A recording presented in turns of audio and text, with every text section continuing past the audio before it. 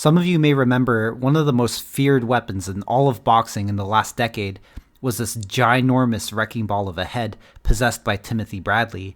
Many boxers throughout boxing history have been blessed with big heads, but none to my knowledge have been able to use theirs as effectively as Bradley in a fight. When Bullet Bill himself charged guns blazing at his opponents had to deal with 3 weapons coming at them instead of the usual 2.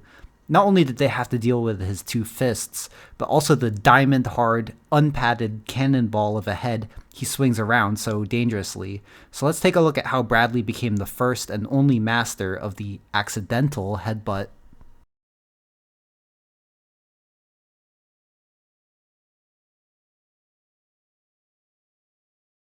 So this first headbutt against Devin Alexander is hard to see in real time, but as he's working on the inside, he's able to sneak in a headbutt. Here we see in super slow motion, he has his head smothered in working on the inside, and then bam, there's the headbutt as he continues to work on the inside.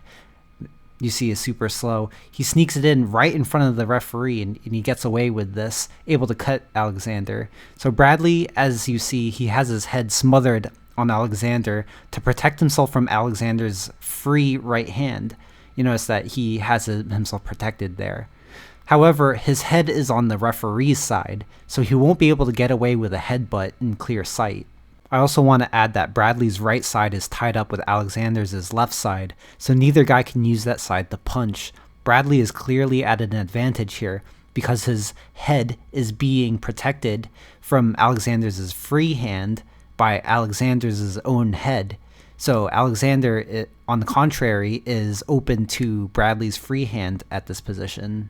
So we're going to see Bradley with his free hand use a left hook to hit Alexander because it's open on that free side, and you're going to see him separate to land a stronger left hook there, create space. So you see Bradley separates to create space for him to land a left hook that will have enough power to get Alexander's head on the referee's side, have them switch side.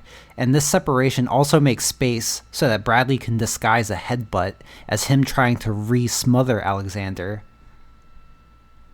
And with Bradley trying to re-smother Alexander, bam, you see the headbutt on the other side of the ref. So the ref doesn't even see this. The ref did not catch this and actually ruled this as a blow. He didn't see the headbutt at all. So Tim Bradley was able to completely sneak this headbutt in by getting Alexander's head on the referee side. It's a very keen awareness of which side the referee is on and how he could land a headbutt in order to cut Alexander, which would significantly weaken him for the fight. If we take a look at this headbutt, we also notice that Bradley also comes in with his head down so that he strikes with the hardest part of his granite forehead. This unpadded blow causes a bad cut right over Alexander's eye, while Bradley is left completely unscathed. This is perfect headbutt form. Kevin Cunningham is claiming it was a butt, and he's screaming at Garza about it. Caused by a blow? Oh my God! Oh, this ref full of man. And this headbutt against Nate Campbell was particularly bad. Notice how he swings and leads with his head, causing the headbutt there. Every time Bradley swings, he gets his head up close and personal to protect himself, smother his head, and then when he swings his head with his hands, which causes a lot of these headbutts. You notice how the ref has trouble calling these as unintentional or intentional, but he has to call them as unintentional. Notice how Bradley has his head down up close so that he causes a cut on Nate Campbell and comes out completely unscathed. And so this headbutt really caused Nate Campbell to pretty much quit on the stool, mess up his equilibrium, and make him not want to be in there anymore.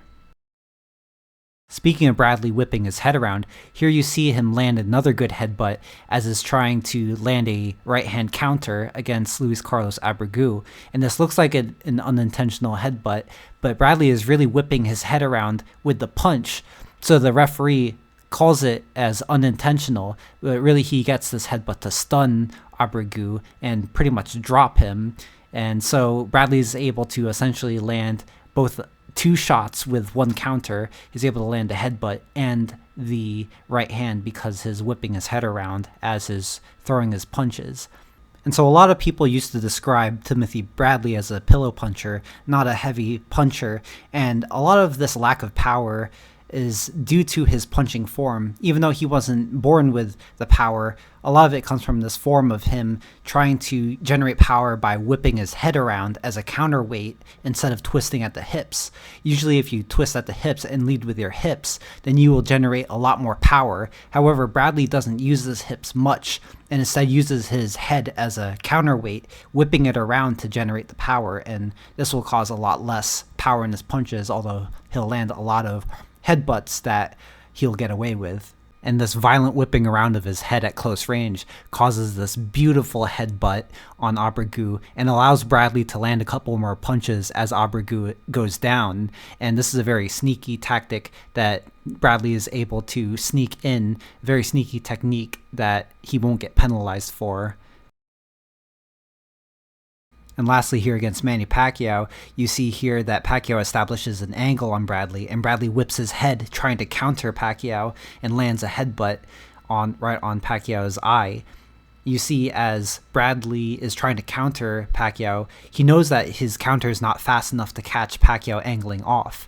So he whips his head around in hopes of landing 2 shots, the head and the counter, or at least land the headbutt. So he lands the headbutt because it's closer to Pacquiao than his fist is, and it's going to come a lot faster. So this is a very sneaky way of him to land a blow on Pacquiao, who's angling off on him, and Bradley's able to cut Pacquiao in the last round over his eye while Bradley is left unscathed yet again. Beautiful headbutt during a counter attempt, and doesn't get penalized for it because he's whipping his head around with the punch, so it's just ruled as accidental. Because he throws a lot of headbutts, and just thinking about this fight, I'm just thinking, damn, how many headbutts am I gonna get? You know, how many cuts am I gonna turn out with at the end of the fight? I think he's a very physical fighter. He's very rough. He uses his head inside. I don't practice hitting the bag with my head or, you know, with elbows or anything like that. It's just the fact that